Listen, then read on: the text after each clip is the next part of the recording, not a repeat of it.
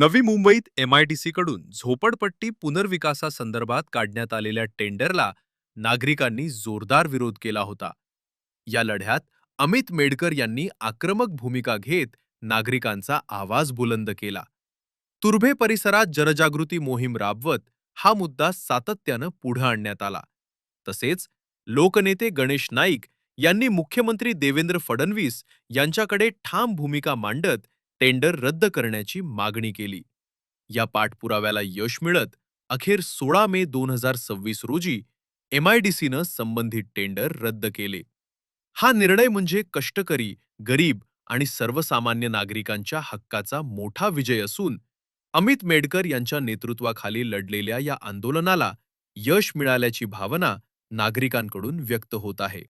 मला तुम्हा सर्वांना या ठिकाणी सांगायला आनंद होतोय की ज्या पद्धतीने MIDCने अन्यायपूर्वक टेंडर जो रिडेव्हलपमेंटचा नवी मुंबईमध्ये जे MIDCच्या धर्तीवरती झालेले झोपडपट्टी आहे त्यासाठी जो बिल्डर नेमण्यासाठी जो टेंडर आणला होता आणि त्यासाठी ती जी अन्यायकारक भूमिका MIDCने आमच्या गोरगरीब नागरिकांसाठी जी घेतली होती त्याचा विरोध म्हणून आम्ही नाईक साहेबांना भेटलो होतो. नाईक साहेबांना आम्ही सांगितलं होतं की हा टेंडर रद्द झाला पाहिजे, कुठल्याही परिस्थितीमध्ये हा टेंडर झाला नाही पाहिजे आणि अशी 300 स्क्वेअर फीटचे घर आमच्या या गोरगरीब जनतेला मान्य नाहीये आणि त्यासाठी जी जनजागृती करायची होती त्या सगळ्या आमच्या या तुर्भे विभागामध्ये मी त्या ठिकाणी केली आणि साहेबांनी माननीय मुख्यमंत्री देवेंद्र फडणवीस साहेब यांच्याकडे ठामपणे या विषयावरती त्यांनी मागणी केली की हा जो टेंडर आहे तो आम्हाला मान्य नाहीये आणि आम्ही कुठल्याही परिस्थितीमध्ये हा टेंडर या ठिकाणी होऊ देणार नाही. आणि याचाच परिणाम म्हणून माननीय मुख्यमंत्री देवेंद्र फडणवीसजी यांच्या नेतृत्वाखाली हा जो टेंडर आहे आज सकाळी त्या ठिकाणी रद्द करण्यात आलाय आणि मी आमच्या नवी मुंबईतील तमाम झोपडपट्टीच्या कष्टकरी नागरिकांच्या वतीने मी माननीय मुख्यमंत्री देवेंद्र फडणवीस साहेब यांचा मनापासून आभार व्यक्त करतो. त्याचसोबत या शहराचे शिल्पकार आदरणीय लोकनेते गणेश नाईक साहेब यांचा मी विशेष करून इथे मी आभार व्यक्त करतो की त्यांना या नवी मुंबई शहरामध्ये राहणारे झोपडपट्टीमध्ये राहणारे गोरगरीब कष्टनागरिक यांची जाणीव आहे आणि त्यांना कसं न्याय मिळवून द्यायचं या ज्याची जाणीव असलेला हा नेता आहे आणि आमच्या या नेत्याने याचा फॉलोअप घेऊन तो त्या ठिकाणी तो टेंडर रद्द केला म्हणून मनापासून मी यांचा आभार व्यक्त करतो.